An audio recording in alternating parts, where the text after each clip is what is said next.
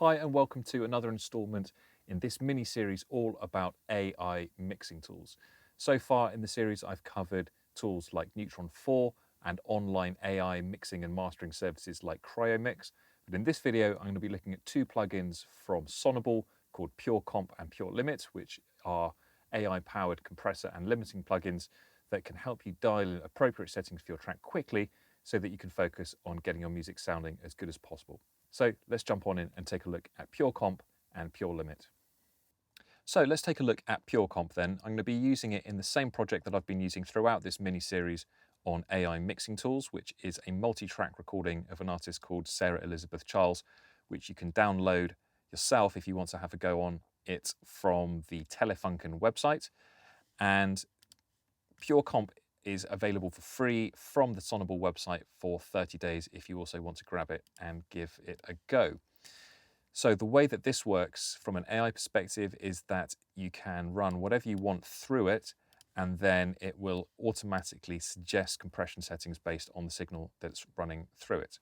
There's a number of different profiles that you can choose. So if we're going to start on the drums, I'm going to choose the drums profile, hit play, hit this little green button, and then it's going to listen to it.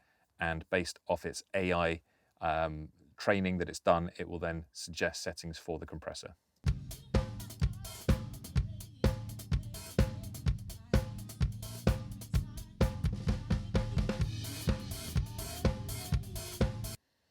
Now, it does introduce a little bit of latency, so it's worth using the bypass button down here if you want to A/B and compare what is actually going on in the plugin. The other thing to bear in mind is that by default, if you come into the settings tab here, there is a soft limiter that's on. I'm going to turn that off for the moment. And also auto gain gets turned on automatically once you finish learning.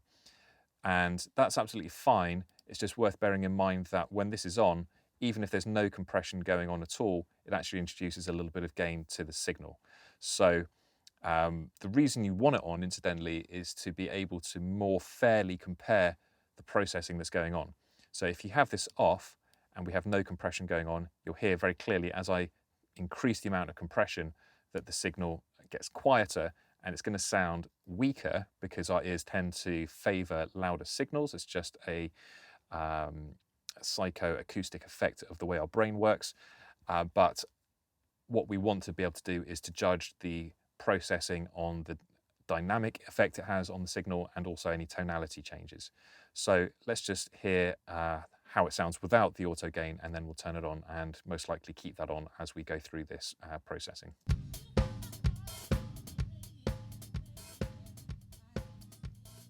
So quieter sounds worse, right? So let's just put that back on and try it again.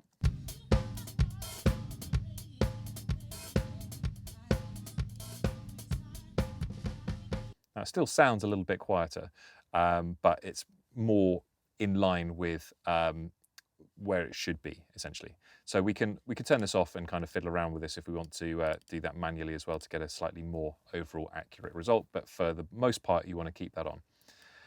So we can see in our little window here, there's a red signal and a grey signal. And as we turn up, this is, I guess, showing you where the threshold is and the kind of range between what's going to be happening around the threshold in terms of ratio and things like that. As I said, this is not a detailed compressor. It doesn't have separate attack and release and thresholds and ratio controls.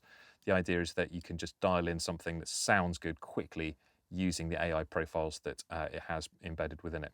What we do have is the option to choose 3 different styles. We've got this clean, which, as the description tells us here, is the most transparent sound, whereas dirty as a kind of a warm compression characteristic, and mixed is somewhere in between. We can, of course, change the amount of compression.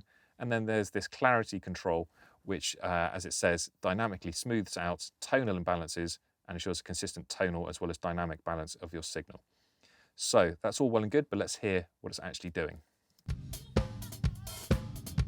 So this is our mix style. Let's try the dirty style. So again, a lot more aggressive.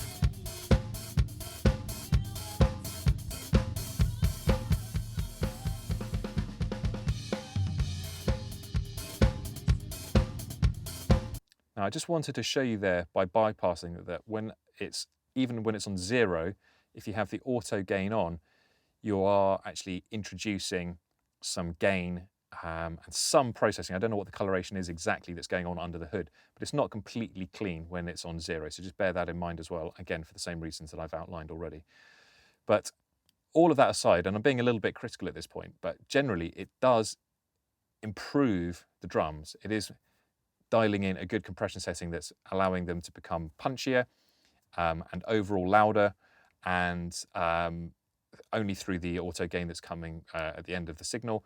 And generally it is working quite well.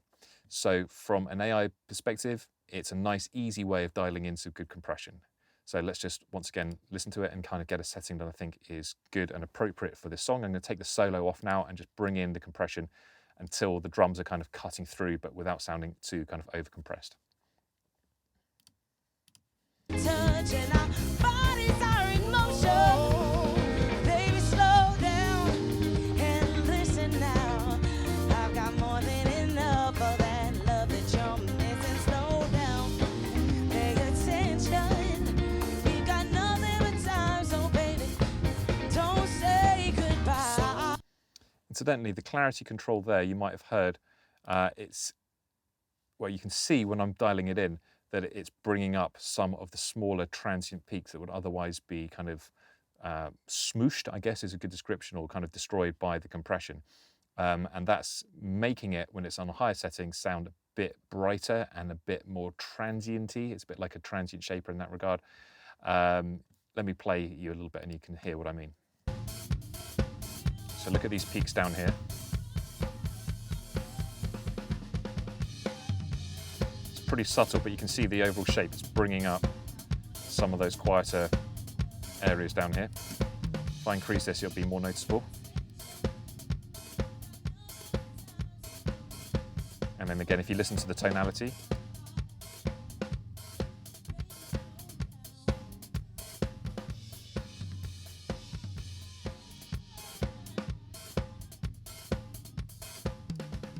hopefully you can hear that. It is quite subtle, and it will depend a little bit on what it is actually that you're processing. So from before, I think I had it around here where it was sounding best. Let's just check that again. I've got more than enough of that love that you're missing. Slow down, pay attention. We've got nothing but time, so baby, don't say goodbye. Slow down, baby. Baby, slow down. Slow down. Baby, slow down. Slow down, baby. Slow down. Baby, you don't need to worry, 'cause my intentions are just bad enough to be good. Okay, somewhere around there will sound pretty good to me.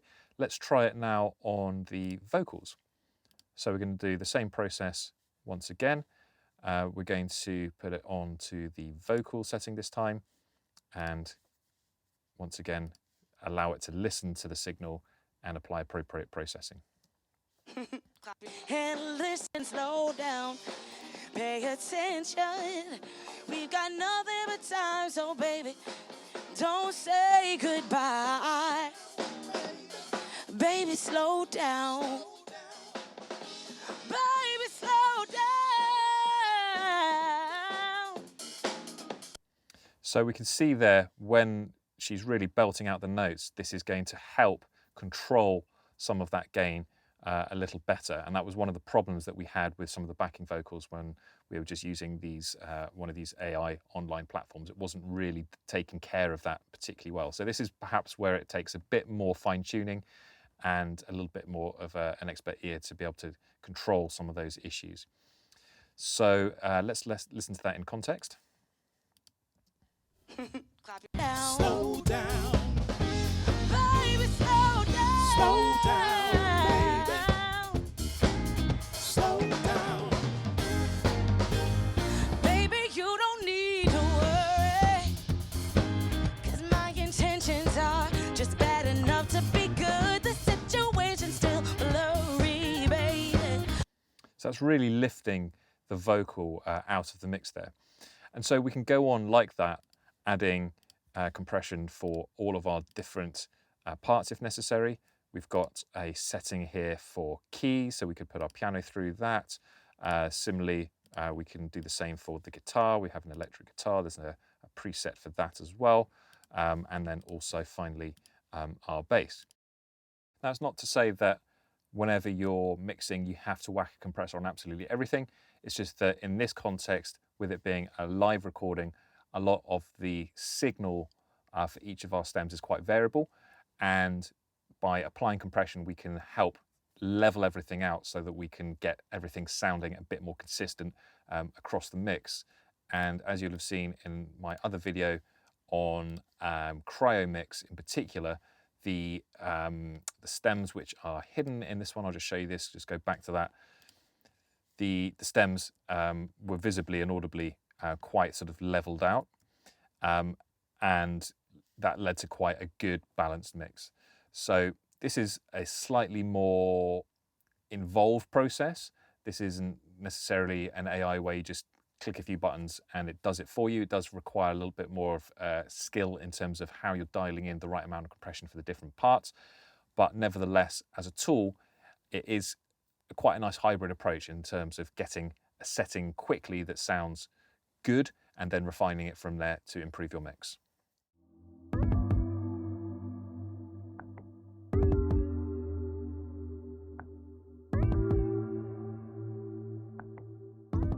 Hey guys, I hope you're enjoying the content. Just to let you know that we offer online courses in a range of creative subjects. So if you're interested in taking your skills and knowledge to the next level, check out the link below.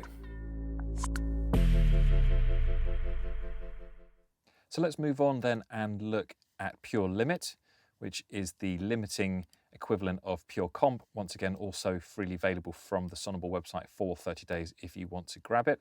And it works in pretty much exactly the same way. We run content through it, we listen to it, and then the AI will interpret that material and make suggestions using its kind of AI learning, supposedly. So let's just give it a quick go. Let's listen to our material here. And for this, I'm going to be using the stems that were mixed by Cryo. So if you want to check out that video, the one before this, you can see how that worked.